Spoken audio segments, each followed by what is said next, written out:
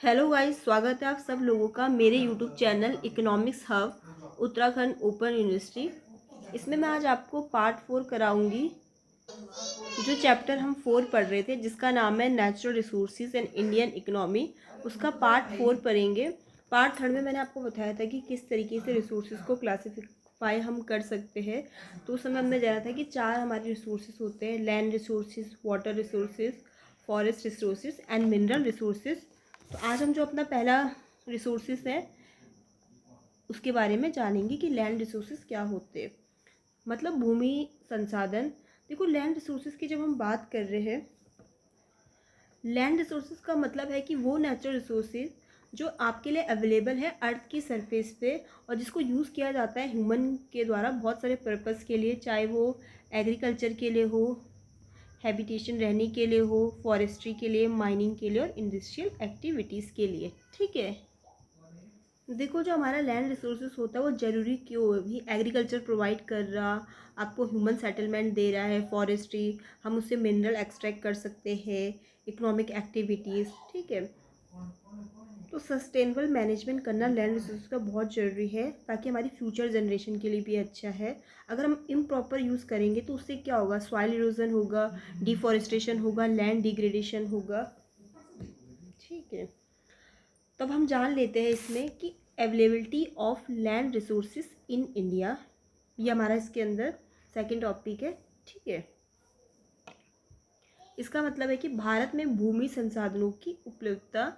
देखो, हमारे जो कंट्री इंडिया है, अगर हम उसमें लैंड रिसोर्सेज की बात कर रहे हैं तो हमारे जो लैंड रिसोर्सेज है वो कैसे, इंडिया के पास diverse range of land resources जो बहुत इंपॉर्टेंट रोल प्ले करते हैं कंट्री की इकोनॉमी में, इन्वायरमेंट में, सोशल स्ट्रक्चर में।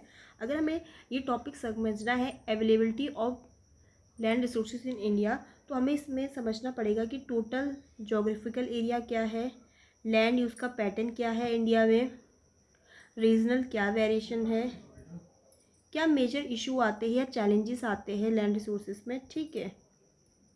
और गवर्नमेंट की क्या इनिशिएटिव्स है, इन सबको समझना पड़ेगा। तो एक एक करके समझते हैं। पहले है आपका टोटल जोग्राफिकल एरिया, मतलब कुल भूमि क्षेत्रफल किस तरीके से। सेकंड आता है land use pattern in India, जिसमें हम जानेंगे किस तरीके से आपको जो हमारी भूमि है उसको यूज़ कैसे किया जा रहा है या किस तरीके से वो क्लासीफाई है भूमि का उपयोग। ठीक है। थर्ड उसमें जानेंगे क्या क्षेत्रीय विविधताएँ हैं, क्या डिफरेंसेस है। ठीक है। फोर्थ उसमें जानेंगे कि भूमि संसाधनों से जुड़ी क्या हमारी प्रमुख समस्याएं होती है। और फिफ्थ उसमें हम जानेंगे कि सरकार की ओर से क्या पहल या क्या इनिशिएटिव्स लिए जा रहे हैं। तो वन बाय वन करके समझते हैं। फर्स्ट आपका आ जाएगा टोटल जोग्राफिकल एरिया। ठीक है, फर्स्ट पॉइंट है आपका। तो हमारा जो टोटल जोग्राफिकल एरिया है वो कितना है, India has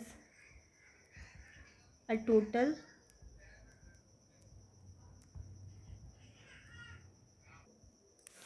India has a total geographical area of about 3.28 million square kilometre. ठीक है। इतना हमारा जोग्राफिकल एरिया है, किलोमीटर्स। ये आपका 3.28 है। मैं रफ करके लिखती हूँ, थोड़ा ये समझ में नहीं आएगा।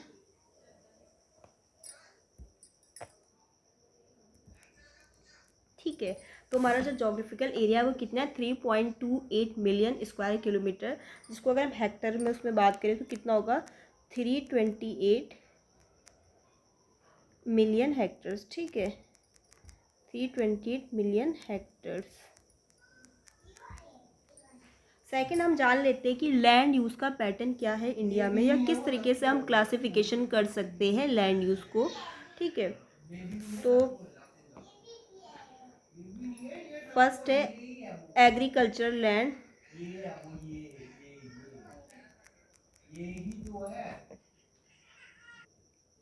तो फर्स्ट इसमें जो क्लासिफिकेशन है लैंड यूज़ का, उसमें फर्स्ट आ जाता है आपका एग्रीकल्चर लैंड। अराउंड हमारा 60 से 65% जो लैंड है वो यूज्ड होता है कल्टीवेशन वगैरह के लिए, जिसको हम कह सकते हैं कि आपका इंडिया एक एग्रो बेस्ड इकोनॉमिक है, ठीक है, one of the largest agro based economies, ठीक है। तो कितना हमारा कल्टीवेशन के लिए कितना यूज़ होता है, अराउंड 60 से 65%। सेकेंड आपका इसमें आ जाएगा फॉरेस्ट लैंड। तो हमारा अराउंड 21 से 24% जो हमारा एरिया है वो किससे कवर है, फॉरेस्ट से, ठीक है। जो जो जंगल है हमारे सपोर्ट कर रहे हैं हमारे इन्वायरमेंट को, बायोडाइवर्सिटी को, ठीक है। तो 21 से 24% फॉरेस्ट लैंड है, 60 से 65% आपका एग्रीकल्चर के लिए यूज़ होता है। थर्ड आ जाएगा आपका जो लैंड हमारा ग्रेजिंग के लिए यूज्ड होता है, मतलब चारगाह, मतलब जानवरों के चरने वगैरह के लिए, ठीक है। ग्रेजिंग लैंड वो कितना है, 4%। अबाउट हमारा 4% किसके लिए यूज़ होता है, मेनली लाइव स्टॉक के लिए ग्रेजिंग लैंड आ जाएगा हमारा, ठीक है। फोर्थ आपका है वेस्ट लैंड, जिसे हम कहते हैं बंजर भूमि, ठीक है, जो है अबाउट 17 से 18% आपके कैसा आ गया, वेस्ट लैंड आ जाता है आपका। जो मतलब अनुपजाऊ है, जिसमें अकृषि भूमि शामिल है आपकी, ठीक है, 17 से 18। फिफ्थ हमारा इसमें आ जाता है नॉन एग्रीकल्चर यूसेस के लिए, नॉन एग्रीकल्चर यूसेस के लिए, ठीक है, जिसमें आपका आ जाता है जो ज़मीन हाउसिंग के लिए, इंडस्ट्री के लिए, ठीक है। ज़मीन किसके लिए आ जाती है इसमें, हाउसिंग के लिए, इंडस्ट्रीज़ के लिए, ठीक है, इंफ्रास्ट्रक्चर के लिए ये आ जाता है। फिर हमें कुछ रीजनल वेरिएशंस भी दिखने को मिलते हैं। देखो जो ज़मीन की उपलब्धता है इंडिया में, उसमें हमें रीजनल वेरिएशन भी देखने को मिलता है। अगर हम नॉर्थ प्लेन्स में चले जाए, अगर हम नॉर्थर्न प्लेन्स में चले जाए तो इसमें क्या है, यहाँ पर आपको रिच एलुवाइल सॉइल मिलेगी, जो मतलब एग्रीकल्चर के लिए सूटेबल है, ठीक है। यहाँ पर आपको मिलेगी रिच एलुवाइल सॉइल, ठीक है, जिसकी फर्टाइल अच्छी होती है, एग्रीकल्चर के लिए सूटेबल है। अगर हम वहीं पर प्लेट्यू रीजन्स में चले जाए, अगर हम वहीं पर प्लेट्यू रीजन्स की बात करें तो ये मिनरल रिच है, ठीक है, ये आपके मिनरल रिच है। तो यहाँ पर मतलब मॉडरेट या लो एग्रीकल्चर प्रोडक्टिविटी यहाँ पर आपको देखने को मिल जाएगी। और फिर अगर हम कोस्टल एरियाज़ में चले जाए, आपके जो कोस्टल एरियाज़ होते हैं वहाँ चले जाए, तो यहाँ पर आपको फर्टाइल डेल्टा रीजन्स देखने को मिलेंगे, फर्टाइल डेल्टा रीजन्स, ठीक है, जो किसके लिए सूटेबल है, चावल के कल्टीवेशन के लिए। और अगर हम पहाड़ी उसमें चले जाए, हिमालय, वेस्टर्न घाट में, माउंटेनियस जो आपके रीजन्स होते हैं, तो वहाँ पर हमें क्या देखने को मिलेगा, जंगल देखने को मिलेंगे, फॉरेस्ट एरियाज, ठीक है, विथ लिमिटेड एग्रीकल्चर। अब आ जाते हैं क्या मेजर इशू जो अफेक्ट कर रहे हैं लैंड रिसोर्सेज को। तो देखो जो लैंड डिग्रेडेशन हो रहा है आपका, लैंड डिग्रेडेशन, ठीक है, जिसमें आपका सॉइल इरोजन आ गया, डी स्ट्रेटिफिकेशन इफेक्ट हो गया प्रोडक्टिविटी का, ये सब आ जाता है आपका लैंड डिग्रेडेशन में, ठीक है।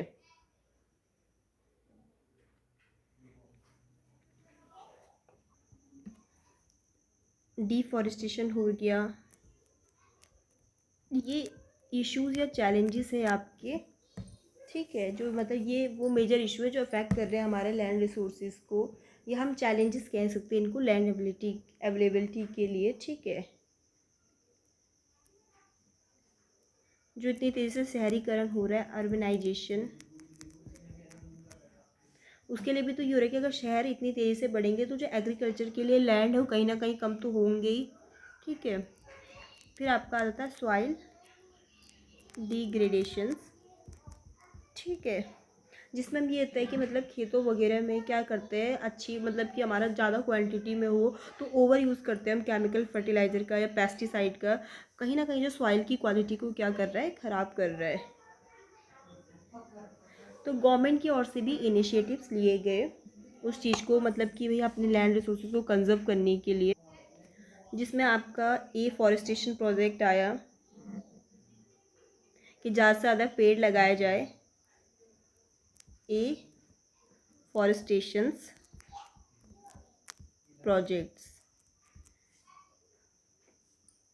सेकंड आपका इसमें है लैंड रिफॉर्म्स, ये गवर्नमेंट की ओर से पहल की गई लैंड रिसोर्सेज को बचाने के लिए, जिसमें क्या किया उन्होंने लैंड रिफॉर्म्स में डिस्ट्रीब्यूट किए लैंड किसको, मार्जिनलाइज्ड फार्मर्स को। Sustainable agriculture practices,